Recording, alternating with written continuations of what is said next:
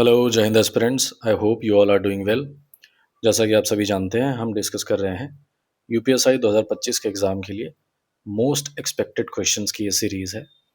और हमारा टारगेट ये रहने वाला है कि हम इस हिसाब से तैयारी करें कि ज़्यादा से ज़्यादा क्वेश्चंस को कर सकें और बेहतर परफॉर्मेंस हमारी हो सके। ये है सेट नंबर 3। इसके पहले ऑलरेडी 2 वीडियोज़ मैं अपलोड कर चुका हूँ। चैनल को अगर अभी तक सब्सक्राइब नहीं किया है तो कर लीजिए। आपकी तो हेल्प होगी ही, साथ ही साथ मेरी भी हेल्प होगी। शुरू करते हैं। सबसे पहला question, the export preparedness index is released by. कौन रिलीज करता है? Option, ministry of commerce and industry, ministry of external affairs, ministry of finance या फिर नीति आयोग। अच्छा, एक चीज ध्यान रखना कि कितने क्वेश्चंस आप सही करते हैं ये कमेंट बॉक्स में जरूर लिखना। प्लस अगर मैं कोई क्वेश्चन पूछता हूं तो उसका भी आंसर आपको कमेंट बॉक्स में देना है वीडियो के एंड में। ठीक है, चलो। इसका राइट आंसर है ऑप्शन डी, नीति आयोग। ये जो ईपीआई यानी कि एक्सपोर्ट प्रिपेयर्डनेस इंडेक्स है, इसको रिलीज करता है नीति आयोग। नीति आयोग से रिलेटेड कुछ एक्स्ट्रा पॉइंट्स हम देख लेते हैं। पहले ये प्लानिंग कमीशन था, लेकिन फिर 1 जनवरी 2015 से इसका नाम बदल करके नीति आयोग कर दिया गया।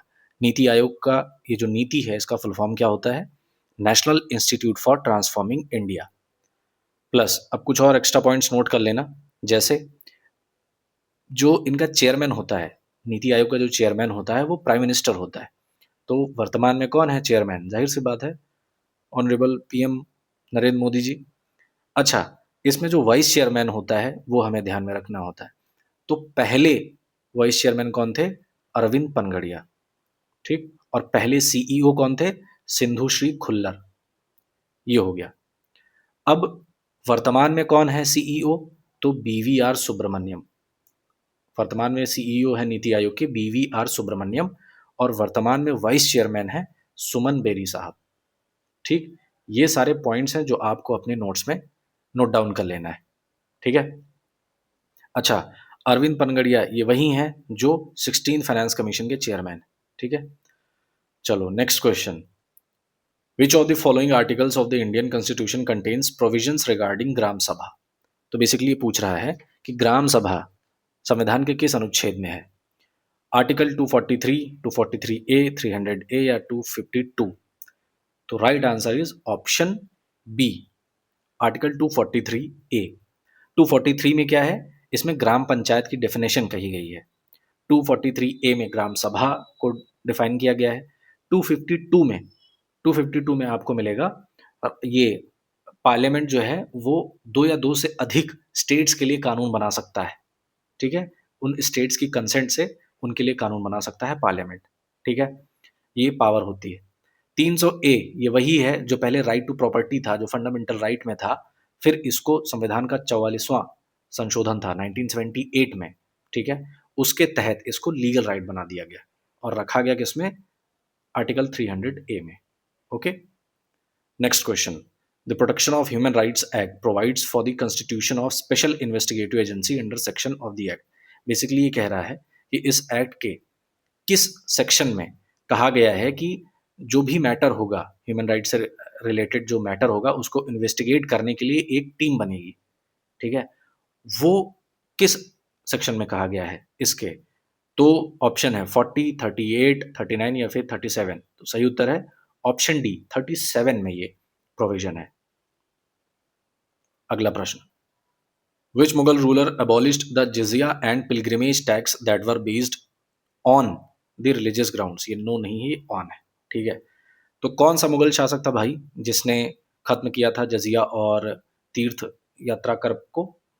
तो ऑप्शन है Bahadur Shah, Aurangzeb, Akbar, Sher Shah Suri. Right answer is option C, Akbar. कब किया था ये भी ध्यान रखना, नोट कर लेना इसको। ये जो पिलग्रिमेज टैक्स है, जिसको जजिया सॉरी ये जो जजिया कर है, इसको 1563 में खत्म किया था। ठीक है, और ये जो तीर्थ यात्रा कर यानी कि पिलग्रिमेज टैक्स है, इसको 1564 में खत्म किया था। ये डेट्स नोट कर लेना। Okay, which of the following viruses causes swine flu? किस वायरस की वजह से स्वाइन फ्लू होता है? H1N1, इबोला, रेबीज या फिर मारबर्ग? तो सही उत्तर है ऑप्शन ए, H1N1। रेबीज तो आपको पता है कुत्ते के काटने से होता है। इनफैक्ट आपको ये पता होना चाहिए कि रेबीज और भी जानवरों के काटने की वजह से होता है। अगर बंदर काट लेता है, नेवला काट लेता है, लोमड़ी काट लेती है, तब भी आपको रेबीज हो सकता है। हो सकता है क्या, होता है, ठीक है। तो ये सब पॉइंट्स है, ध्यान रखना। Which is regarded as the hardest substance in a human body that is made up of calcium phosphate and does not dissolve in water। कौन सा पार्ट है हमारे शरीर में जो सबसे हार्ड है और किससे बना होता है? कैल्शियम फॉस्फेट से, और पानी में नहीं घुलता है। Options: adenosine triphosphate, tooth enamel, nucleotide या फिर डिऑक्सीराइबोन्यूक्लिक एसिड। तो सही उत्तर है ऑप्शन बी। आपने ये एकदम सुना होगा कि इनेमल जो होता है वो हार्डेस्ट सब्सटेंस होता है हमारे बॉडी में, और ये दांत के ऊपर एक परत होती है, वही होता है, ठीक है। The Motor Vehicles Amendment Act 2019 has amended most of the penal provisions of the original act which was enacted in the year। ये एक लाइन दो बार लिखी गई है तो उसको इग्नोर करना। बेसिकली ये पूछ रहा है कि ये जो मोटर व्हीकल्स अमेंडमेंट एक्ट 2019 का आया था, ये जो ओरिजिनल एक्ट था उसको अमेंड किया गया था। तो वो ये पूछ रहा है कि ओरिजिनल एक्ट कब आया था, कब इनेक्ट हुआ था। ऑप्शन है 1991, 1989, 1992 या फिर 1990। तो सही उत्तर है ऑप्शन बी 1989। देखो, इस एक्ट का जो नाम था ओरिजिनली ना, वो मोटर व्हीकल्स एक्ट 1988 है, ठीक। इनेक्ट हुआ था 1989 में, वही पूछा है इनेक्टेड इन द ईयर, और फिर 2019 में इसमें अमेंडमेंट्स हुए थे। Where is the Mount Kailash located? कहाँ पर स्थित है भाई? Nepal, India, Bhutan, China. तो बेसिकली ये है तो तिब्बत में, लेकिन अब तिब्बत के ऊपर कब्जा कर रखा है चाइना ने, तो उस हिसाब से right answer is option D, China. अच्छा, नेपाल की कैपिटल काठमांडू, भूटान की कैपिटल थिम्पू, भारत की कैपिटल आपको पता है। भूटान का हाईएस्ट सिविलियन ऑनर क्या है? The order of Druk Gyalpo, है ना। और यही ऑनर किसको दिया गया था? मोदी जी को अभी कुछ समय पहले दिया गया था, वहाँ के किंग के द्वारा। अच्छा, माउंट कैलाश की हाइट कितनी है? ये भी कई बार पूछ लेता है। तो 6638 मीटर, ये नोट कर लेना। In which year the Supreme Court upheld the right of voters to reject all candidates contesting the elections, saying it would go a long way in cleansing the political system of the country। तो basically ये पूछ रहा है कि ऐसा कौन सा समय था या कौन सा केस था, ठीक है। बेसिकली ये समय पूछ रहा है, मैं आपको केस भी बता दूंगा कौन सा केस था। तो किस केस में ये कहा गया था कि भैया वोटर्स के पास अधिकार है कि वो किसी को ना चुने? बेसिकली ये बात कर रहा है नोटा की, ठीक है। नन ऑफ दी अबव वाला केस जो है वो कब आया था और कौन सा केस था? तो PUCL versus union of India, PUCL। अब ये PUCL क्या है? तो people's union for civil liberties. क्या? People's union for civil liberties. ये केस था 2013 का, और इसी केस के तहत कहा गया था कि भैया जो वोटर्स हैं उनके पास अधिकार है कि वो किसी को ना चूज करें। तो ये कब होगा? ऑप्शन डी, 2013 में ये हुआ था। In which of the following years Twitter was founded? तो अभी तो ये ट्विटर जो है वो एक्स हो गया है, ठीक है। तो किस साल में इसका एस्टेब्लिशमेंट हुआ था? 2012, 2006, 2016 या 2010? Right answer is option B, 2006। Next question, the national disaster management authority NDMA is headed by, कौन हेड करता है इसको, NDMA को? Union minister of environment, forest and climate change, prime minister of India, union home minister या फिर union minister of earth sciences? तो right answer is option B, prime minister of India, ठीक है। आता ये होम मिनिस्ट्री के अंतर्गत है, लेकिन इसके हेड कौन होते हैं? PM साहब होते हैं। Which among the following was founded as the successor organization to the General Agreement on Tariffs and Trade? तो बेसिकली ये कह रहा है कि पहले ये GATT था, बाद में वो क्या बना? यूरोपियन फ्री ट्रेड एसोसिएशन, जिसको EFTA कहा जाता है, United Nations, world trade organisation या फिर trade data monitor? Right answer is option C, world trade organisation. तो ये पहले general agreement on tariffs and trade था, इसकी स्थापना हुई थी 1947 में, ठीक है, 47। फिर बाद में कब? 1995 में ये क्या हो गया, इसमें इंप्रूवमेंट्स हुए और ये फाइनली बन गया WTO, ठीक। तो WTO के हेडक्वार्टर्स आपको कहाँ मिलेंगे? जेनेवा में। अगला प्रश्न, the first stage of demographic transition model is characterised by? तो पहला स्टेज क्या होता है डेमोग्राफिक ट्रांजिशन मॉडल का? इसका डायरेक्टली मैं आपको उत्तर बता दे रहा हूँ, ऑप्शन सी, उच्च जन्म दर और उच्च मृत्यु दर। ज़्यादा लोग पैदा होंगे, ज़्यादा लोगों की मृत्यु होगी, तो ये काफ़ी ज़्यादा ये हाई ट्रांजिशन होता है, ठीक है? ये वही है। The protection of women from domestic violence act was enacted in the year of. तो भैया ये जो घरेलू हिंसा से महिलाओं का संरक्षण अधिनियम है, ये कब इनेक्ट हुआ था? पूछ क्या रहा है, इनेक्ट कब हुआ था? ठीक, ऑप्शंस 1992, 2010, 2005 या फिर 2002। तो right answer is option C, 2005। अब इससे रिलेटेड कुछ और एक्स्ट्रा पॉइंट्स नोट कर लेना। ये अधिनियमित यानी कि इनेक्ट हुआ था 13 सितंबर, ये डेट एग्जैक्ट याद कर लेना, ठीक है? 13 सितंबर 2005 ये इनेक्ट हुआ था, लॉ बना था। लेकिन लागू कब हुआ ये भी पूछा जाता है, तो 26 अक्टूबर 2006। ठीक, ये ध्यान रखना। टोटल कितने सेक्शंस हैं इसमें? तो 37 सेक्शंस हैं डोमेस्टिक वायलेंस एक्ट में, ये भी पूछा जा सकता है। The principle of environmental impact assessment, जिसको नेपा कहते हैं, अभी आगे पता चलेगा, was introduced for the first time in the national environment policy act of. तो बेसिकली ये जो इन्वायरमेंटल इम्पैक्ट असेसमेंट है, इसको पहली बार किसने इंट्रोड्यूस किया था? ऑप्शन है United states of America, France, Switzerland या फिर इंग्लैंड। सही उत्तर है ऑप्शन ए, यूएसए ने इसको इंट्रोड्यूस किया था। कब? 1969 में।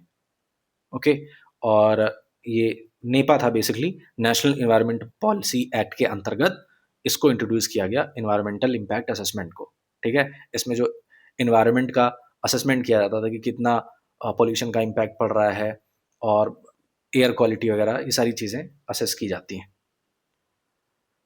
Next question, which state initiated the eradication of zamindari system? किसने शुरुआत करी थी जमींदारी को खत्म करने की? बंगाल, यूपी, महाराष्ट्र या फिर बिहार? तो सही उत्तर है ऑप्शन बी, अपना उत्तर प्रदेश। और कब शुरू हुआ था? तो UP zamindari abolition and land reforms act, कब का? 1950 का एक्ट है, उसी के तहत इसको अबॉलिश किया गया था। ध्यान रखना कि एक्ट बना था 1950 का, लेकिन ये लागू हुआ था 52 में। Next question, the maxim ignorantia juris non excusat, इसका मतलब क्या होता है? ये एक ग्रीक और लैटिन फ्रेजेस होते हैं, लॉ की लैंग्वेज में इसको यूज किया जाता है। इसका मतलब क्या है? अगेन, इग्नोरेंशिया ज्यूरिस नॉन एक्सिक्यूसाट, तो तथ्य की अज्ञानता क्षम्य नहीं है, तथ्य की अज्ञानता क्षम्य है, कानून की अज्ञानता क्षम्य है या फिर कानून की अज्ञानता क्षम्य नहीं है। तो बेसिकली इसका सिंपल सा मतलब होता है, ignorance of law is no excuse. यानी आप ये नहीं कह सकते कि भैया मुझे पता नहीं था, इस वजह से मैं हेलमेट लगा करके नहीं आया, ये आप एक्सक्यूज नहीं दे सकते, है ना? आप पता चला ट्रिपलिंग बैठ के जा रहे हो गाड़ी पे, और जब आपको पुलिस ने पकड़ा, आपका चालान काटा, तो आप ये नहीं कह सकते सर हमें तो मालूम नहीं था कि ट्रिपलिंग अलाउड नहीं है ना? तो कानून ये मान के चलता है कि आप ये नहीं कह सकते कि सर मुझे कानून पता नहीं था, इस वजह से गलती हो गई। It is not like that. तो कानून की जो अज्ञानता है वो क्षम्य नहीं है। सरकार और कानून ये मान के चलता है कि आपको चीजें पता होंगी, ठीक है? तभी तो आप कभी नो एंट्री में गाड़ी लेकर के चले जाओ, रॉन्ग वे में चले जाओ, चालान काट देते हैं। क्यों? आप वहां पे ये नहीं कह सकते ना कि सर मुझे नहीं पता था इधर नो एंट्री है। उनको इस बात से मतलब नहीं है। जैसा कि मैंने बताया, दोबारा वही मैं कह रहा हूं कि कानून ये मान के चलता है, कोर्ट ये मान के चलती है, अदालत ये मान के चलती है कि आपको कानून पता है, ठीक है? In which year the institution of high court was first establish in India? पहली बार भारत में हाई कोर्ट कब स्थापित हुआ? ऑप्शंस 1885, 1947, 1862, 1858। तो इसका सही उत्तर है ऑप्शन सी, 1862। तो ध्यान रखना भैया, कोलकाता हाई कोर्ट था। कब? 1 जुलाई 1862 को इसकी स्थापना हुई थी, कोलकाता हाई कोर्ट की। और पहले चीफ जस्टिस कौन थे? बार्न्स पीकॉक, ठीक है? Barnes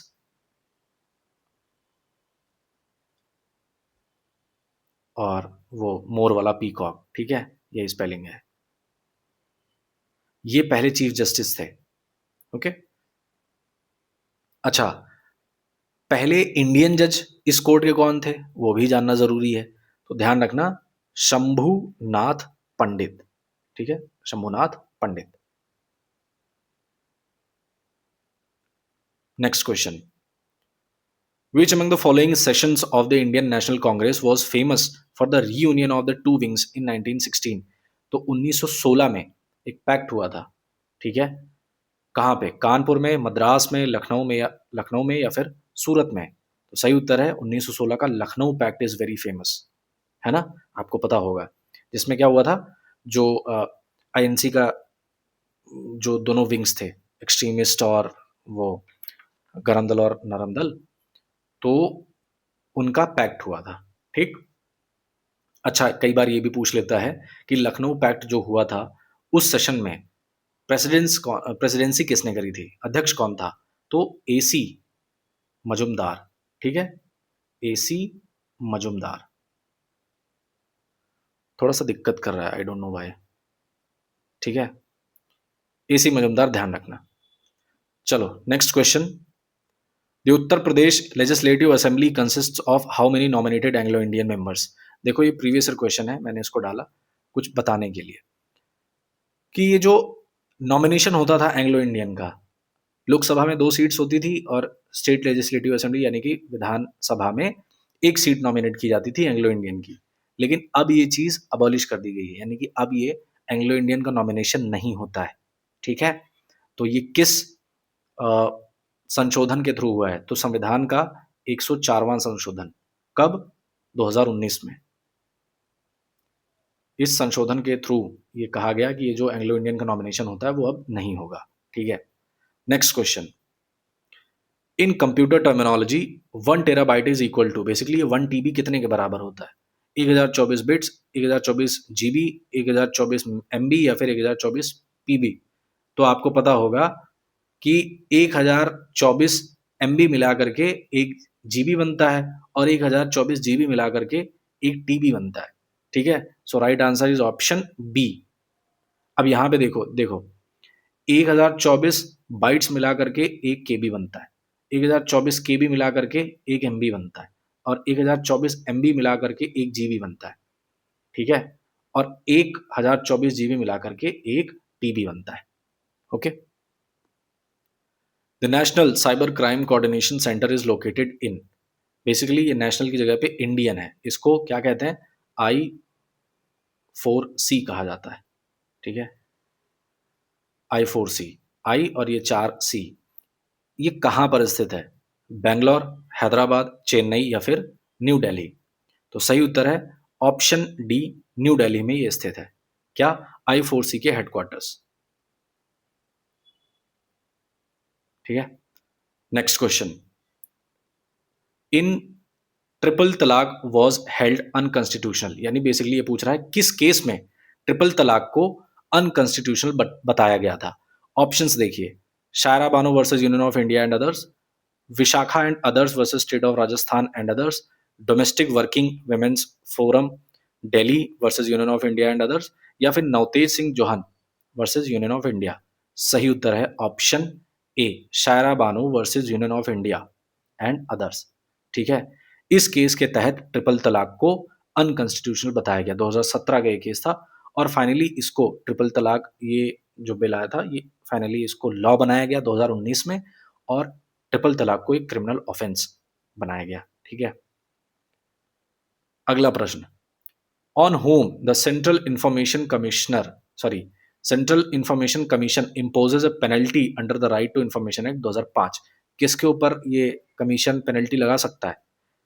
president, chief justice of India, public information officer या फिर सिटीजन? तो सही उत्तर है option C, public information officer. यानी कि ये जो पीआईओ होता है, ये अगर समय पे सुविधा नहीं प्रोवाइड करवा पा रहा है, इंफॉर्मेशन नहीं प्रोवाइड करवा पा रहा है, तो कितना जुर्माना होगा?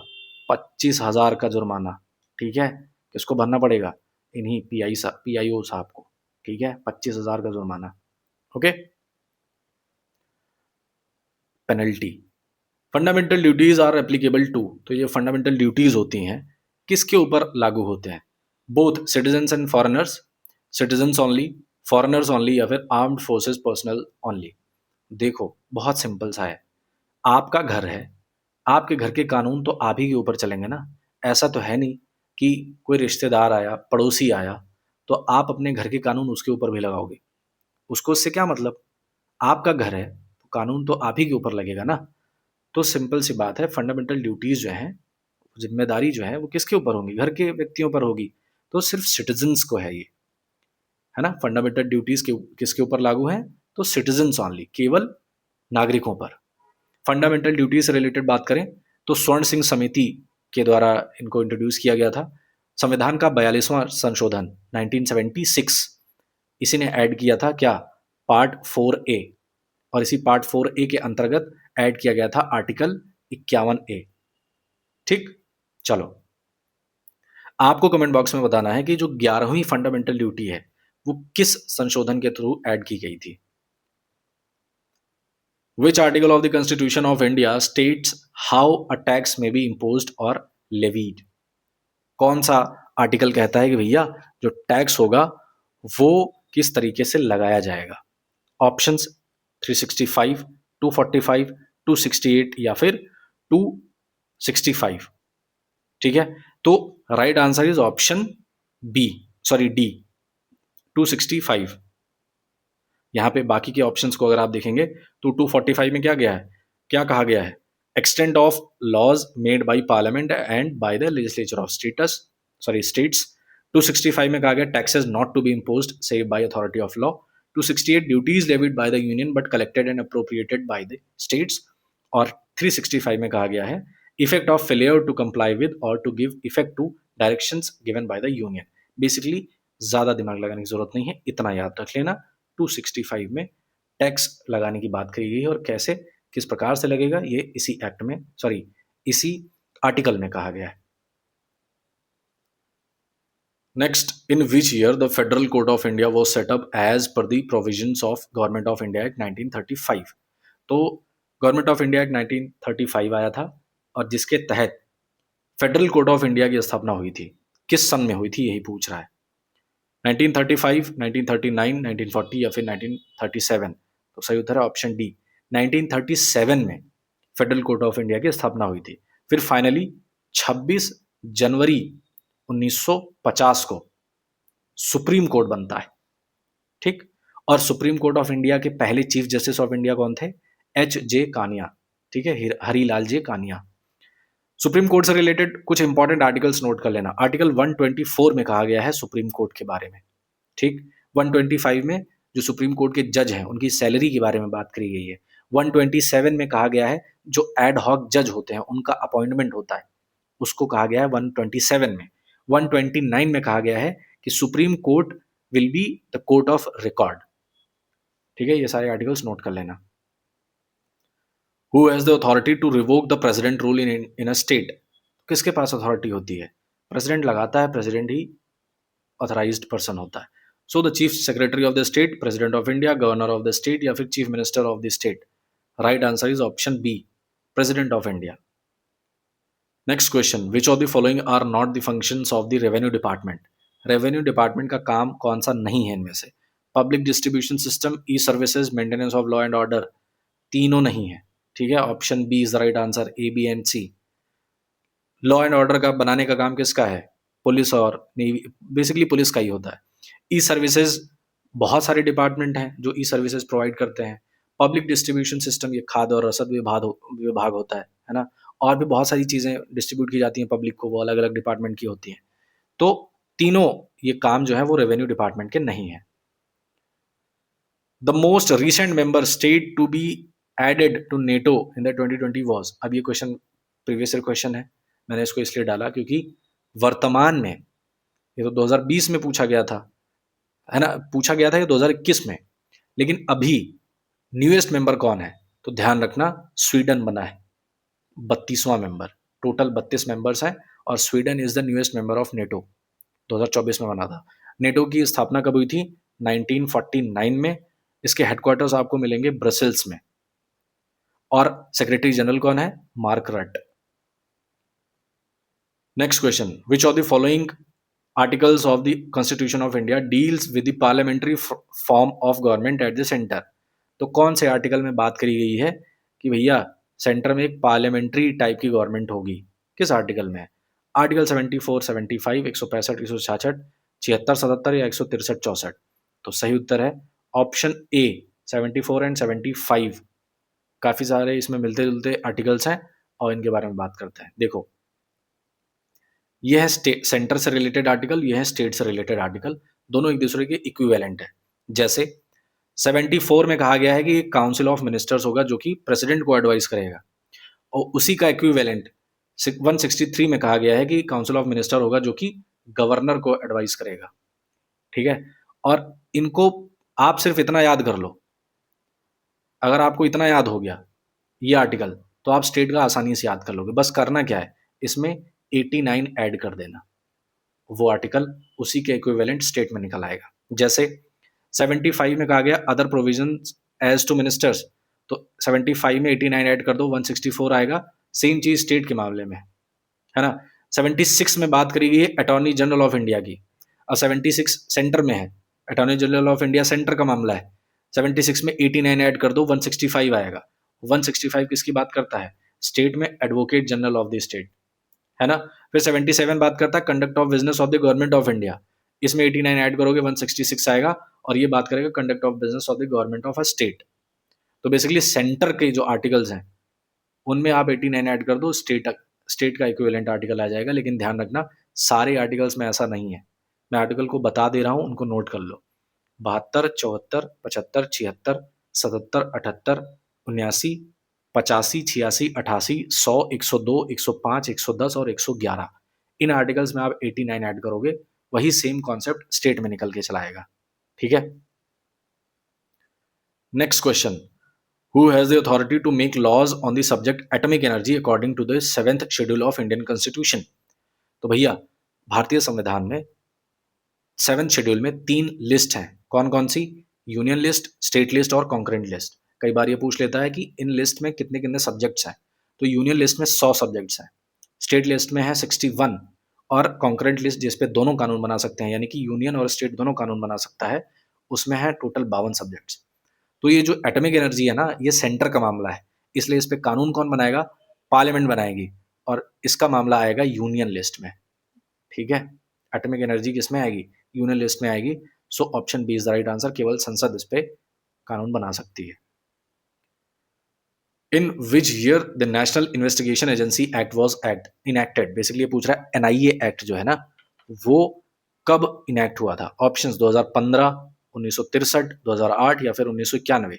सही उत्तर है ऑप्शन सी, 2008। 26/11 का जो हमला हुआ था उसके बाद ही एनआईए का गठन हुआ था। हेडक्वार्टर्स आपको मिलेंगे इसके दिल्ली में। इसके 2 जोनल ऑफिसेज हैं।